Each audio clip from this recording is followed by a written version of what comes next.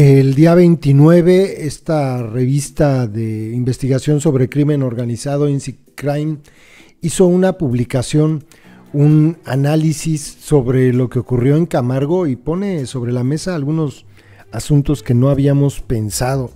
Les voy a leer lo que dice, pongan atención sobre todo a la parte del análisis después de los hechos que narra.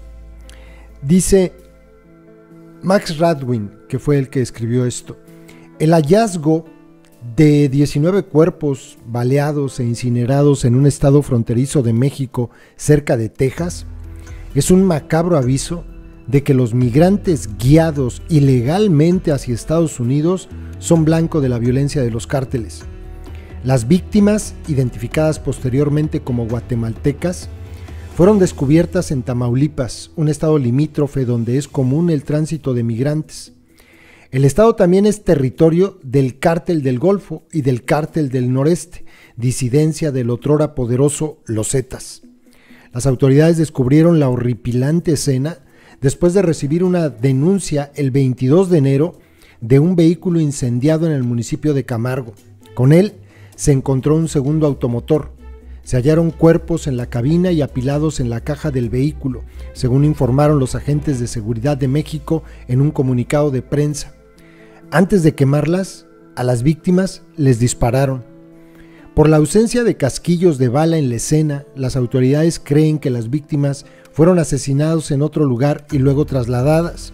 Aunque no hubo confirmación oficial de que se tratara de los cuerpos de 19 migrantes que viajaban desde Guatemala, sus familiares declararon que el coyote encargado del viaje ratificó que eran ellos.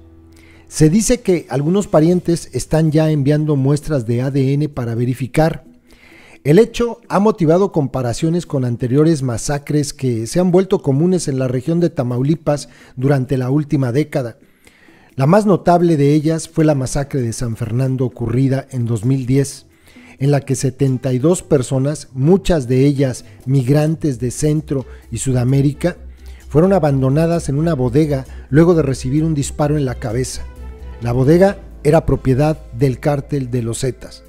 Un año después, hubo una segunda masacre en San Fernando, en la que 193 personas fueron sacadas de los buses en los que viajaban, asesinadas y enterradas en fosas comunes.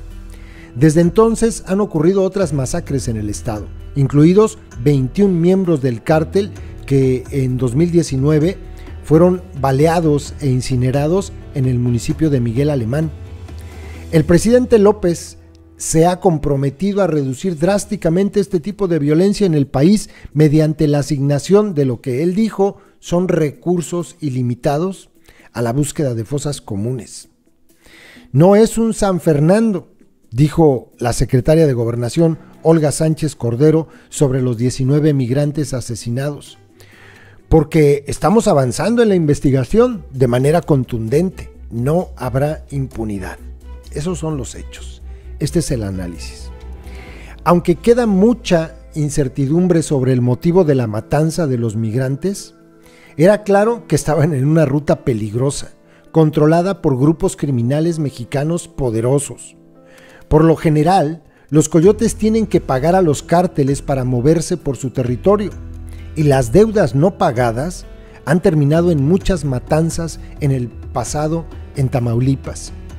Pero en este caso parece extraño que el coyote hubiera salido libre y que incluso hubiera podido alertar a las familias en Guatemala sobre el asesinato de sus parientes. Es posible que el coyote estuviera trabajando con uno de los cárteles, entregando a los migrantes para trabajo forzado y matándolos cuando se negaban. Los migrantes son presa fácil de este tipo de operaciones de trata de personas porque no tienen familia en México. Están poco familiarizados con el terreno y rara vez acudirán a las autoridades para denunciar un delito. Los cárteles también pueden usar migrantes para saldar deudas con sus rivales. Y se ha sabido que dejan cuerpos en espacios públicos como muestra de su poderío.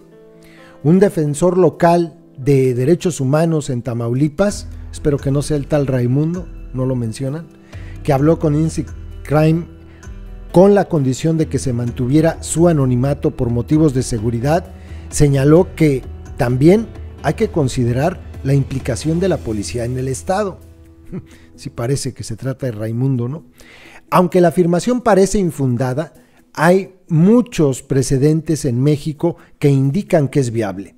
Durante la segunda masacre de San Fernando, por ejemplo, se descubrió que la policía ayudó en tareas de vigilancia y en el secuestro de algunas víctimas.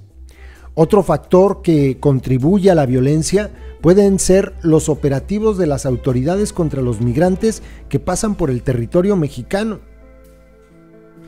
Dicho así suena raro, ¿cómo las autoridades y los operativos qué tienen que ver? Pues bueno, suena lógico lo que dice Insect Crime.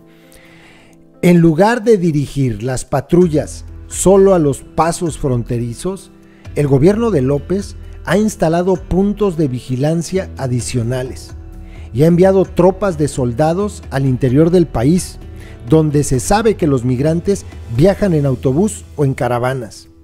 Esto crea puntos de paso forzoso, donde las autoridades esperan para arrestar a la gente, lo cual obliga a los migrantes a buscar nuevas rutas. Es un dilema frente al que se encuentra la actual administración, dice Ariel Ruiz del Instituto de Política Migratoria.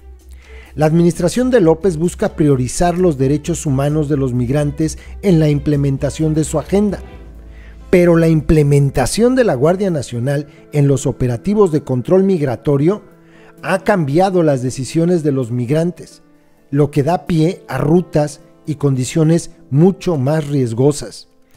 Es seguro que seguirán ocurriendo asesinatos masivos en Tamaulipas, mientras los organismos de orden público y los representantes de gobierno no judicialicen a los responsables por incapacidad u omisión.